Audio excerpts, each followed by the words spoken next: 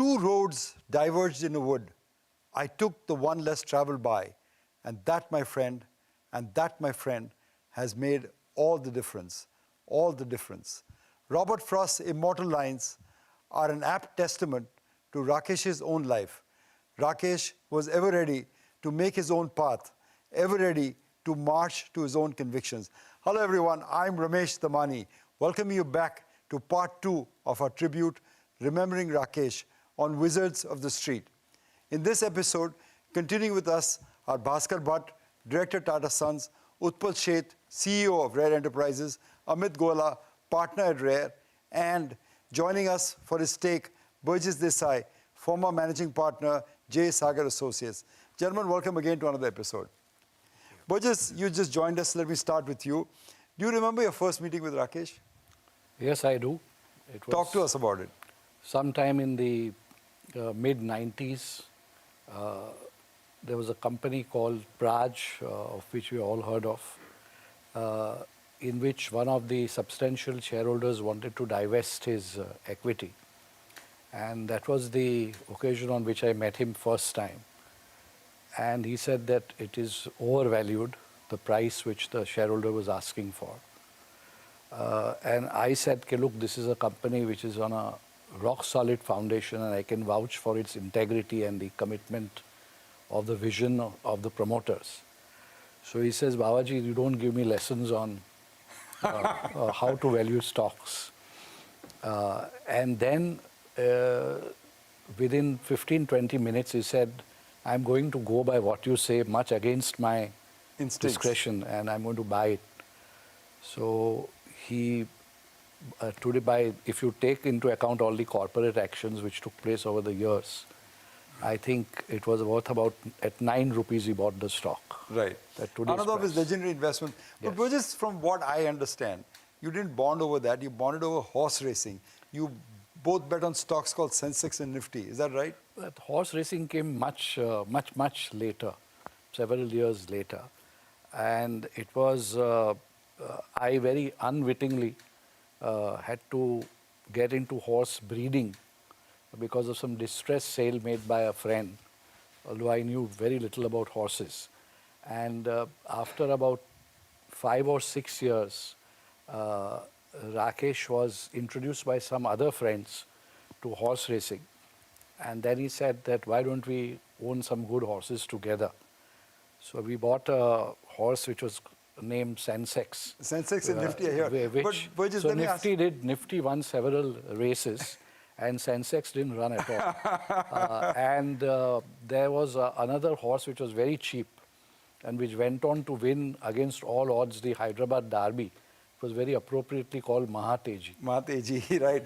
That's the long shot that Rakesh always bets on. Burgess, you talked about Praj Industries, and I know you're part of several other deals with him. Rakesh had this unique ability to sniff out promoters. Yes. What was his smell test? So I said, apart from all the usual due diligence and various other things, I think he had a very natural instinct. You know, I would like to compare it to rather sort of flippantly to trained pigs being made to pick up truffles from the ground. So he had really a nose for the promoter. He did make a few mistakes, particularly when he would go by reasons other than sort of rational decision-making out of relationships, etc. But he was quick to admit them. But he had a very uncanny sense of knowing who's going to do what. And he had a very keen and a detailed eye. I have seen so many promoters very uncomfortably squirm when he reminded them what they had said at the time of investing.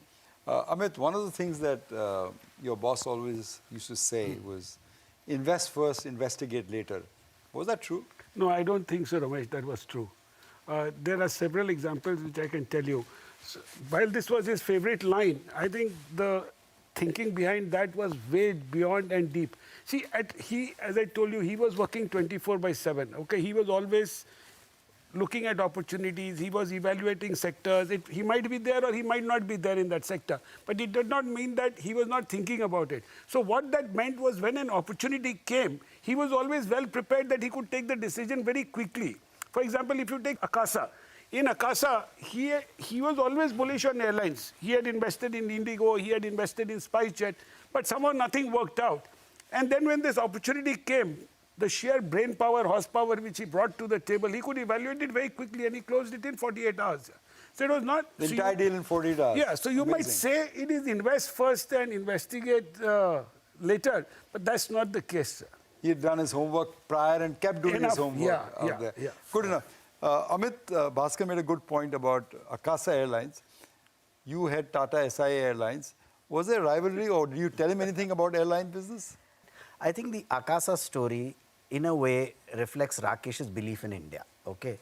There's no doubt, that Indians are going to want a better way of traveling. And there is no other country, by 2030, India will be the third biggest aviation market in the world.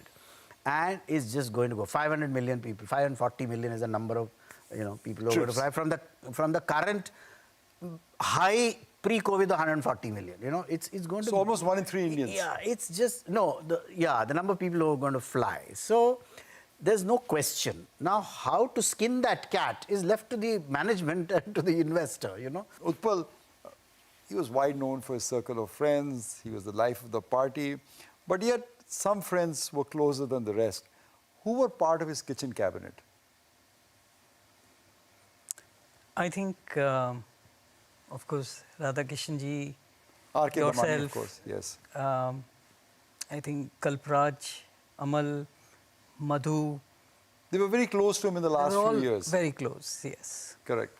Amit, let me come back to you. I find it fascinating that a boss, a man of such fortitude, ability to look around corners, to grasp the unknown, was so casual about his health. Why? Ramesh, one word I can say for that, hubris. Really? It was just hubris. See, what had happened, Ramesh, he had got everything which he wanted right from the time he started his life in the stock market. He came to the markets against all odds. He became successful. He started off talking about becoming a billionaire when the word even millionaire was not used. And he became a billionaire. He wanted a large and happy family. Though late, he got that also. He wanted respect. He wanted to be at a particular level. He got that.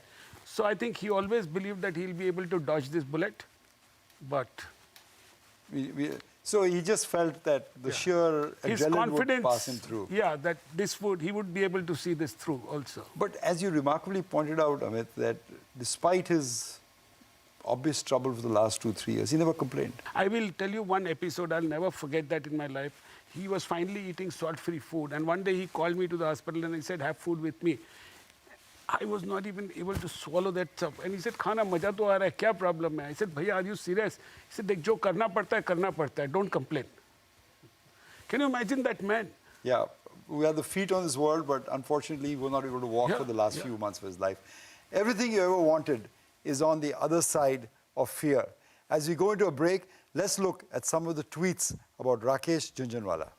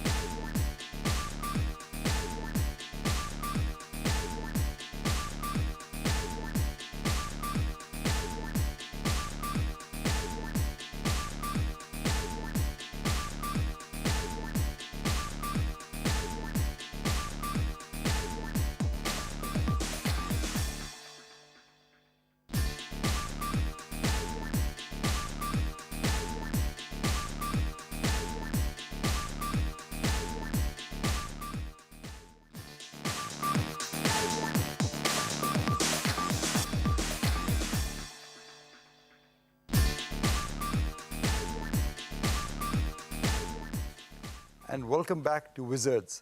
Only those who will risk going too far can possibly find out how far they can go. Continuing our discussion of Rakesh's improbable journey through Dalal Street. Burgess, let me get back to you. Rakesh appointed you trustee, executive as well. Did he anticipate, did he had a foreboding about his passing away? No, he was a very meticulous planner.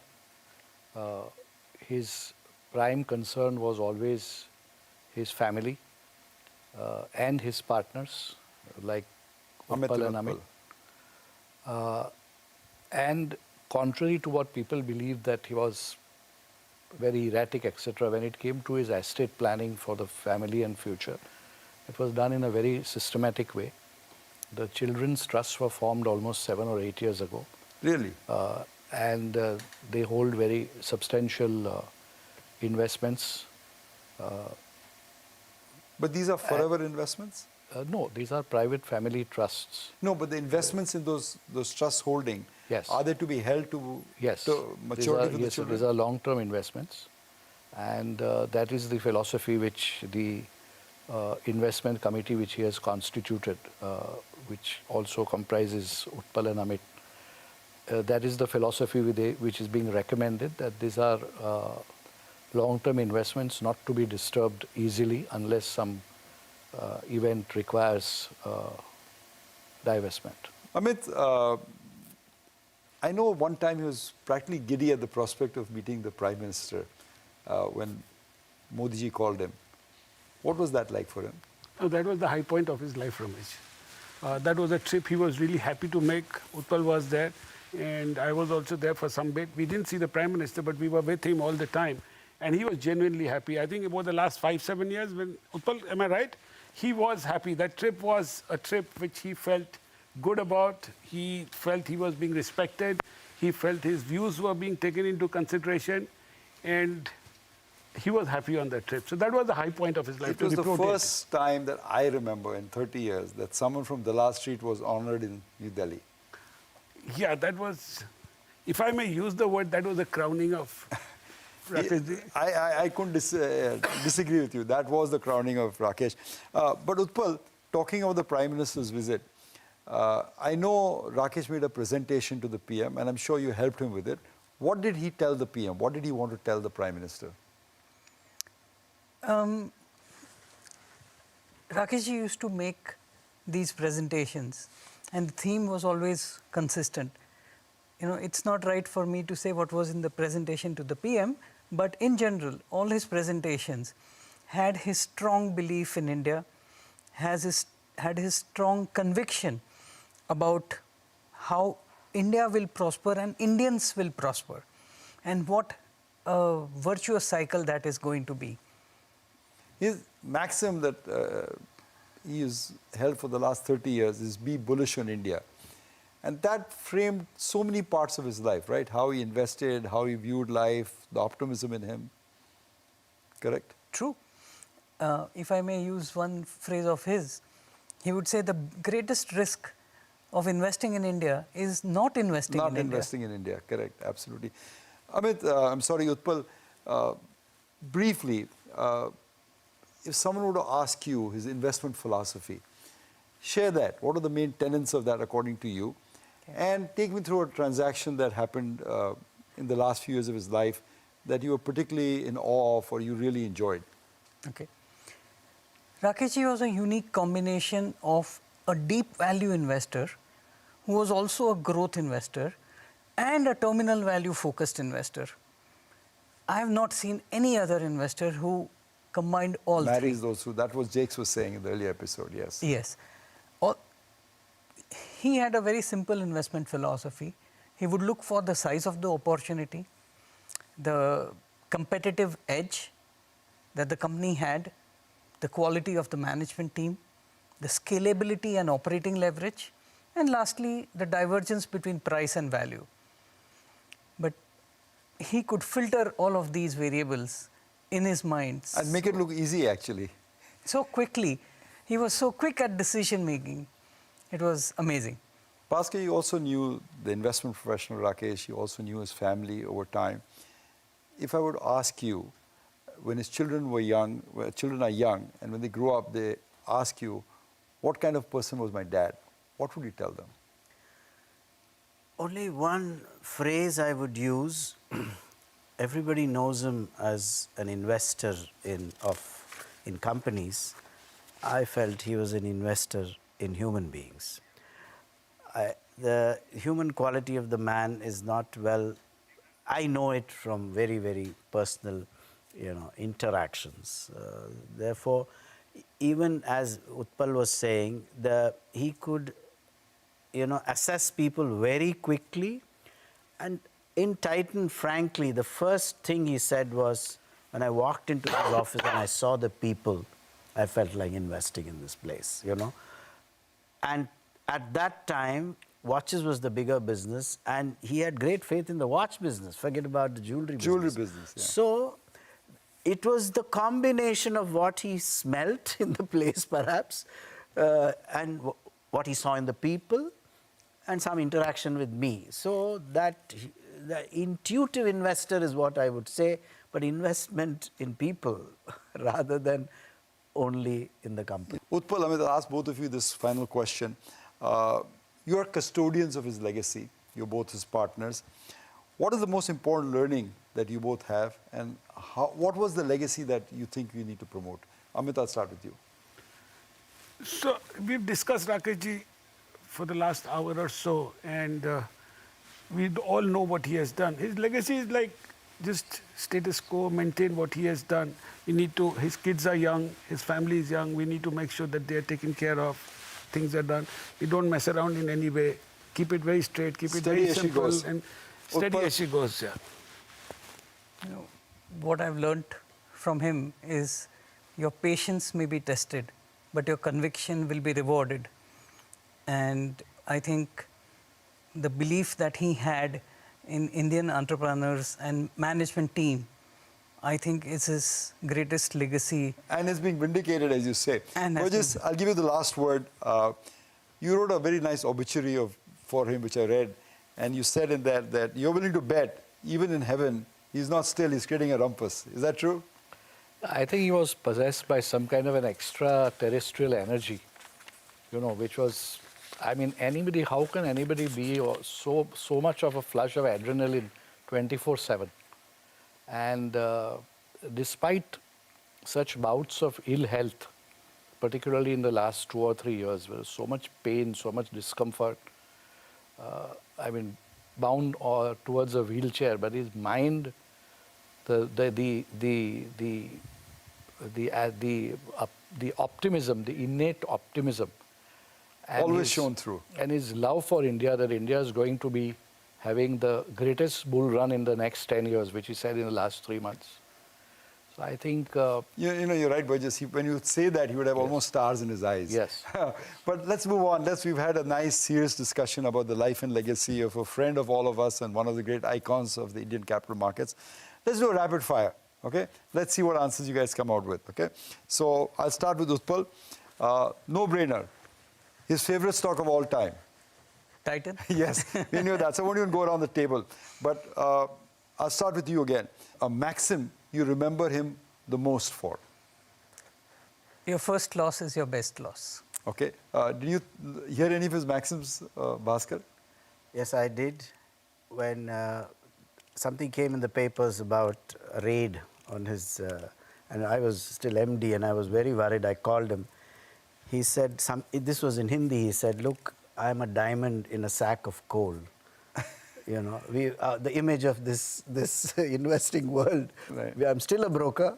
I'll always be a broker. So right. I'm happy this has happened because I will come out clean. So I'm the diamond in that. Fearless. Amit, what is your favorite maxim? A phrase that I can't pronounce it fully, like... Badare levanu, gatare bechwanu. That one. Which means buy on strength, sell on weakness. Don't try and bargain hunt out there. Did you hear any of his maxims, Burgess? Not really, but he always used to say, what prediction does Ganesh ji have for me? Okay, good enough. His favorite Bollywood movie or song? Name one. Meri Zora Jabi. From the film Waqt with Balraj Sahni. me. You used to sing with him, I know that. He said this was the national anthem of India at that time. That Amitabh Bachchan, his son, what is it called? Bunty or Bubbly. That song from Bunty or Kajra Lovely. Amit, you have any memories of film song? Same. We actually danced in your house to that song. That was the last Burgess, famous video. you share horses, you share a celluloid after a love? few drinks, he always used to sing this song, Maine pi sharab, tune kya kiya, aadmi ka phone. Burgess, his best quality. I think his quick-fire ability to apologize after one of his famous violent outbursts. And his worst quality. Not looking after his health. Amit, Compassion, best, and worst was like he didn't look after himself. Bhaskar. His human quality of understanding and instinct, and his worst quality, same, not looking after himself. Hell, that's almost unanimous. I guess you also agree with the worst. What would you say his best quality is, Utpal? I think judging people and sustaining relationships.